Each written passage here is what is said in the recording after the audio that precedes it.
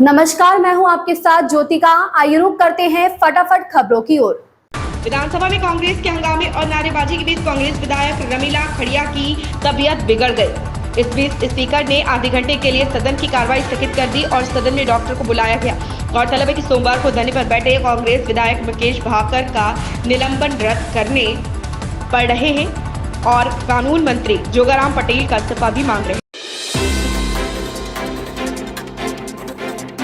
विधानसभा में मंगलवार को प्रश्नकाल के दौरान शिक्षा मंत्री मदन बिलावर ने कहा, भाजपा विधायक ललित मीणा के सवाल के जवाब में कहा कि कांग्रेस के राज में मिड डे मील में करोड़ों रुपयों का घोटाला हुआ है। बच्चों के मुंह से दूध और मिड डे मील छीना गया, इसकी जांच होनी चाहिए। बांग्लादेश में चल रही हिंसा और असर दिली के कारोबार आने वाले समय में दिखाई पड़ सकता है। भारत एक तरह से आयात और निर्यात वाला पार्टनर देश है, लिहाजा रेडीमेड कपड़े समेत सूती धागा, सूती कपड़े और तैयार कपड़ा, मसाला, फुटवेयर, ऑटोमोबाइल पार्ट्स, यहाँ तक कि फैंसी टोपी के कारोबार भी असर पड़ रहा है।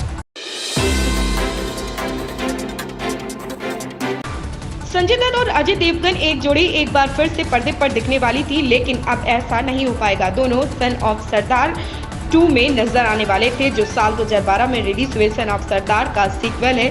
इसकी वजह यह है कि संजय दत्त इस फिल्म से बाहर हो गए।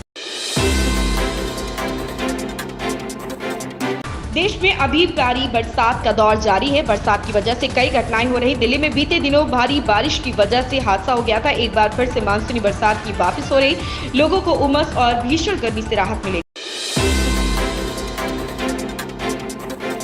भारतीय टीम के स्टार ऑलराउंडर वाशिंगटन सुंदर को जिम्बाब्वे और श्रीलंका दौरे पर दमदार प्रदर्शन का फायदा मिला। अंतर्राष्ट्रीय क्रिकेट परिषद ने उन्हें जुलाई के सर्वश्रेष्ठ खिलाड़ी के रूप में नामित किया। वहीं महिला टीम से स्मृति मंधाना और शेफाली वर्मा को इस अवार्ड के लिए चुना गया। दोनों ने हाल ही में श्रीलंका की मेजबानी में हुए महिला एशिया कप में अपनी छाप छोड़ी। केरल, महाराष्ट्र, गुजरात, बिहार के बाद अब बारिश झारखंड के लोगों के लिए आफत बन रही। राज्य में 2-3 दिन से हो रही लगातार बारिश से चारों ओर तबाही मचने लगी है। कई सड़कें बह गई तो कई जगह पेड़ उखड़ गए। इसके अलावा कई इलाकों में तो मकान तक गिर गए हैं। जगह जगह हुए जलभराव से बाढ़ जैसे हालात हैं। एनडीआरएफ की टीमें लोगों को सुरक्षित स्थान पर पहुंचा रही। हालांकि अब तक राज्य में किसी के भी हताहत होने की जानकारी नहीं मिली। तस्वीरों में देखिए कैसे झारखंड में बारिश ने लोगों को बेहाल कर रखा।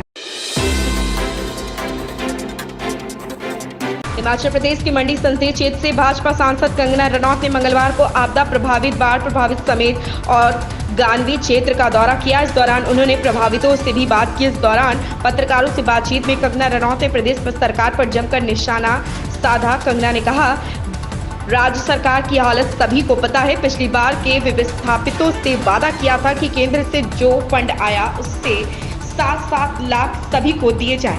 क्या वो 7 लाख मिला? गांव के लोग खुद अपने हाथों से पुल बना। सिर्फ 5,000 रुपए के स्टाम्प शुल्क के साथ अपनी अचल संपत्ति को रक्त संबंधियों के नाम करने की बड़ी सहूलियत देने के बाद उत्तर प्रदेश में अब पारिवारिक विभाजन और व्यवस्थापन में बड़ी सुविधा मिलने जा रही। मुख्यमंत्री योगी आदित्यनाथ ने निर्देश दिए हैं कि एक परिवार के सदस्यों के बीच अचल संपत्ति के बंटवारे और जीवित व्यक्ति द्वारा अपनी संपत्ति को अपने परिजनों के नाम किए जाने पर दे स्टाम्प शुल्क भी 5,000 रुपए तक किया जाए है।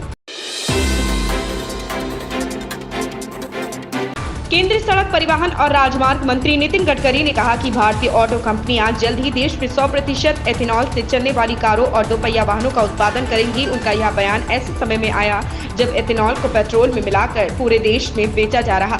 साथ ही उनकी यह टिप्पणी ऐसे समय में आई जब वाहन निर्माता फ्लेक्स फ्यूल तकनीक पर काम कर रहे हैं, जिससे एक कार पेट्रोल और एथेनॉल दोनों पर चलाई जा सके। इन खबरों में बस इतना ही। बने रहिए हमारे साथ।